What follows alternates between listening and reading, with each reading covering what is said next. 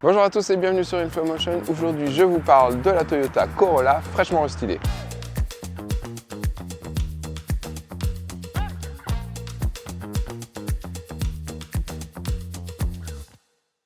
Alors, la principale différence de ce restylage se passe à l'avant dans la signature des feux, qui est la seule différence par rapport à la version précédente. Sur ce restylage, Toyota a redessiné le contour des anti-brouillards qui s'élargissent un petit peu sur les pare-chocs. Sur cette finition collection qu'on a à l'essai aujourd'hui, on retrouve la peinture Biton qui, je trouve, lui va beaucoup mieux que les couleurs unies. À l'arrière, pas de changement, on retrouve le design de la génération précédente avec le pare-choc proéminent qui dépasse, mais qui donne à la Corolla une ligne de fuite très penchée. Allez, on va voir ce que ça donne au niveau du coffre. On n'a pas le coffre électrique malheureusement. Au niveau du volume de coffre, franchement, la Corolla est bien positionnée, il est généreux, il est accueillant. C'est plutôt très bien. Bon, allez, on passe à l'intérieur.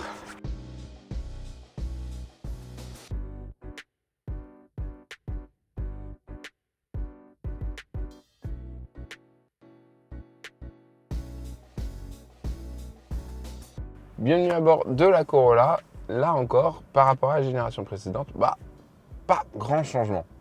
On retrouve comme sur la génération précédente le chargeur à induction positionné ici. La position est pas top, on a un peu tendance à appuyer sur le bouton pour le chauffage des sièges. C'est un peu dommage. On retrouve comme sur la génération précédente les sièges au design très sportif. Ils ont un maintien vraiment très bon et j'aime beaucoup le design de l'appui-tête avec cet insert en plastique.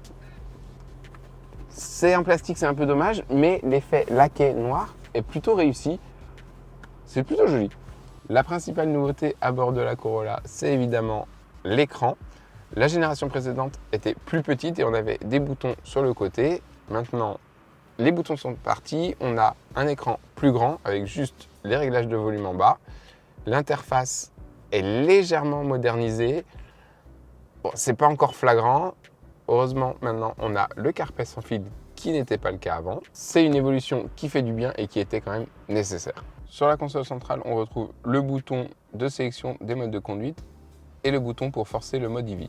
On a le mode éco, le mode normal qui se met par défaut et le mode sport.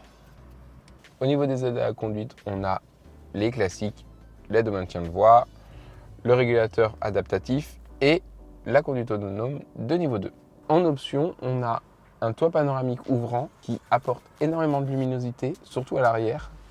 On va aller voir ça. À l'arrière, bon, c'est pas génial. On s'attend à avoir plus de place.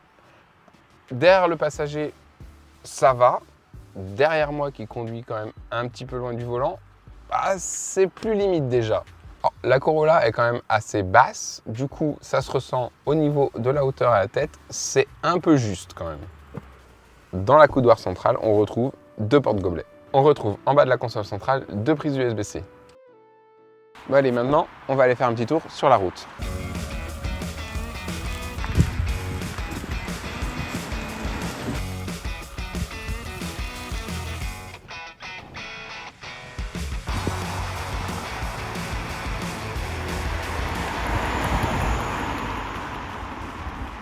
Sur la Corolla, on retrouve un moteur de 140 chevaux. C'est un peu limite quand même, ça manque de puissance.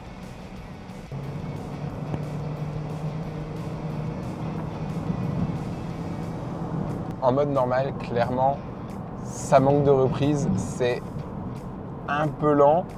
On va voir ce que ça donne en mode sport.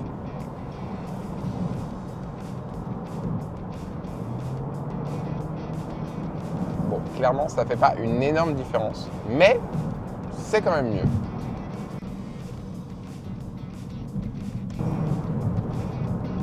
Les plages de vitesse sont quand même très grandes. Du coup, on a en permanence l'impression que le moteur force.